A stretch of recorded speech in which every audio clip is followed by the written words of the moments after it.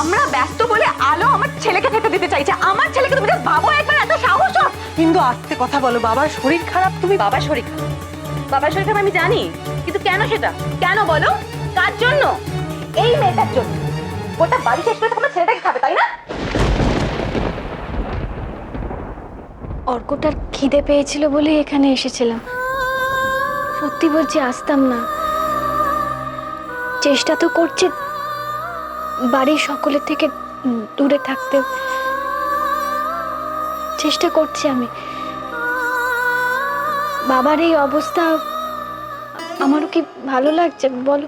তোর কি দরকার অর্কর খিদে নিয়ে মাথা ঘামানোর? হ্যাঁ, ওর মা আছে, বড় মামি আছে, তুই কে হোস?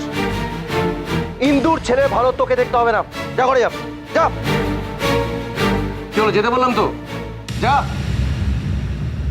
ইনহেলারটা চুটকিকে দিয়েছো?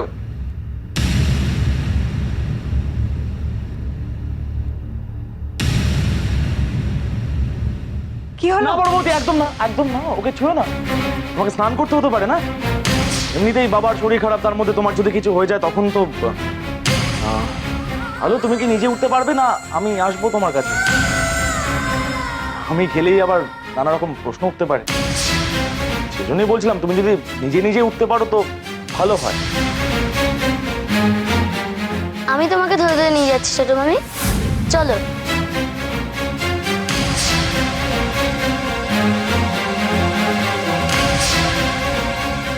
কেঁদো না, একদম কেঁদো না। তুমি কাঁদলেই ওরা বলবে যে তুমি আবার নাটক করছো, মুক্তি দাও বলবে ওরা। হ্যাঁ দিদি, তুই এই কথাগুলোই তো বলতিস ওকে, তো আমি তোর কথাগুলোই বলে দিলাম, সরি।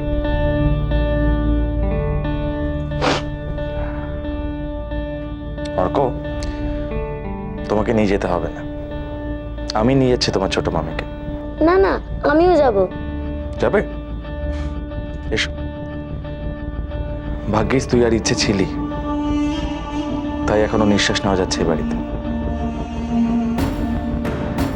এসো, আয়।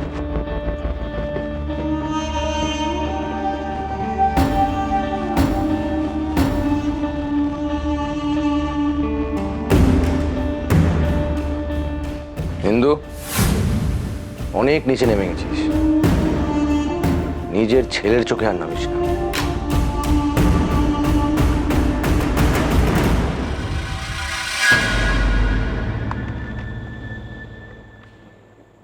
হ্যালো, সঙ্গীতা সরকার বলছি। ওকে, পাঠিয়ে দিন, আমি ঘরেই আছি।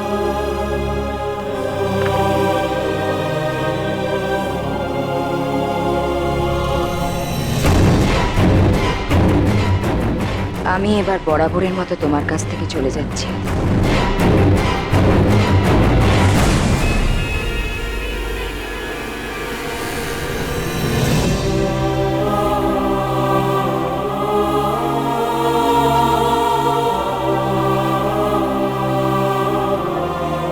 তুমি নেই এই পৃথিবীতে, এটা ভাবতে আমার খুব খারাপ লাগছে।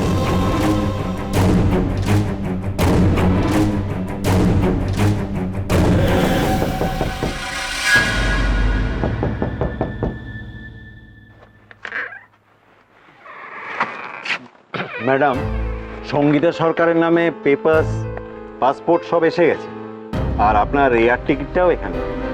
এটা নিন ম্যাডাম। Thank you. ওয়েলকাম।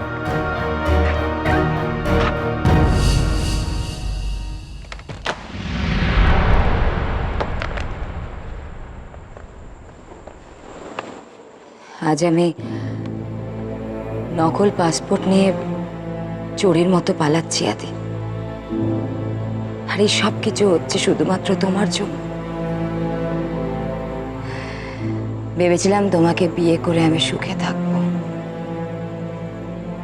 সেটা আর হলো না। তুমি নিজেকেও শেষ করে ফেললে, আর আমাকেও। তাই আমি এই দেশ থেকে সমস্ত সম্পর্ক, সবকিছু ভুলে আমি অনেক অনেক দূরে চলে যাবে।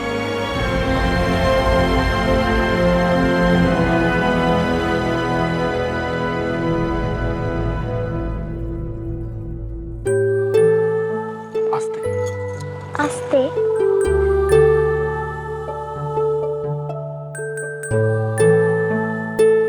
এই নাও ছোট মামা জল। এবার ছোট মামাকে তাড়াতাড়ি ওষুধগুলো খাইয়ে দাও। আরে বাস,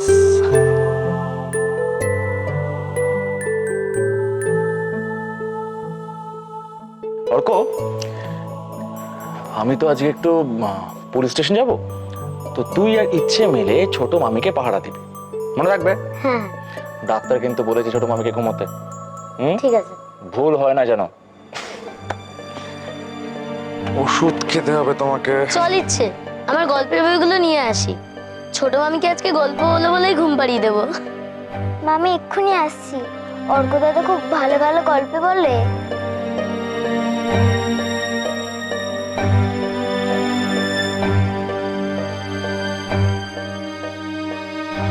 পুলিশকে কিছু জানাবার আগে শুধু এইটুকু মাথায় রেখো, আজ কিন্তু তুমি ছাড়া আমার পাশে কেউ নেই। ওদেরকে কিছু জানাবার আগে শুধু এটা খেয়াল রেখো, আমি কিন্তু তোমাকে হারাতে পারবো না। আমাকে কথা দাও।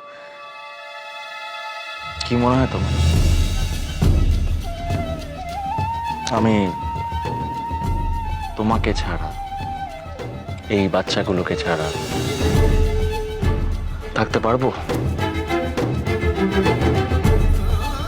আলো যে আসছে তাকে যে কতখানি দেখতে ইচ্ছে করছে আমার, তুমি জাস্ট জানো না। তাহলে কেন নিজেকে এই ঝামেলার মধ্যে জড়িয়ে ফেলছো? ছেড়ে দাও না আমাকে ভাগ্যের হাতে।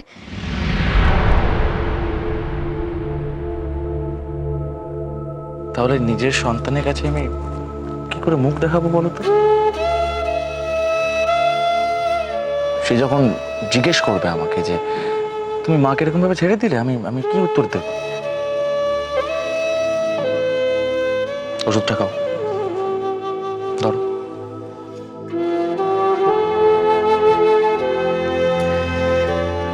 তুমি জানো হলো তোমার এই ধরনের কথাগুলো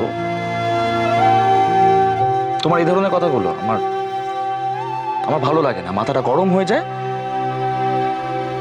দ্বিতীয়বার যেন তোমার মুখে এই ধরনের কথা আমি না শুনি।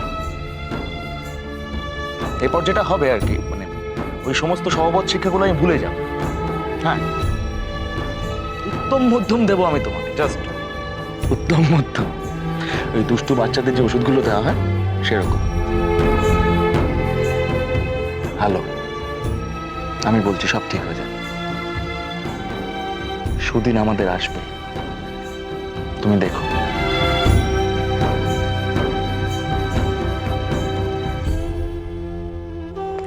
অর্ক দাদা দেখ দেখ, বাবাই মাকে আদর করছে। তুই গোয়েন্দা গল্পটা শুনবি কিনা বল? সারাক্ষণ বাজে কথা।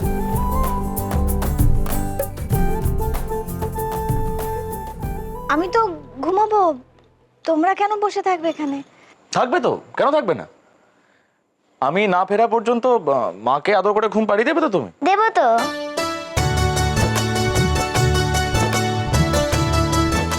এই অর্ক দাদা বল, তারপর কি হলো? তারপর পুলিশ ফাঁদ পাতলো। জানিস তো খুনিরা নিজের অপরাধের জায়গায় আবার ফিরে আসে। কেন রে, ওরা আবার কেন ফিরে আসে? ওরা তো ধরা পড়ে যাবে। আরে ওদের মনে ভয় থাকে না, যদি ওরা কোনো প্রমাণ ফেলে গিয়ে থাকে।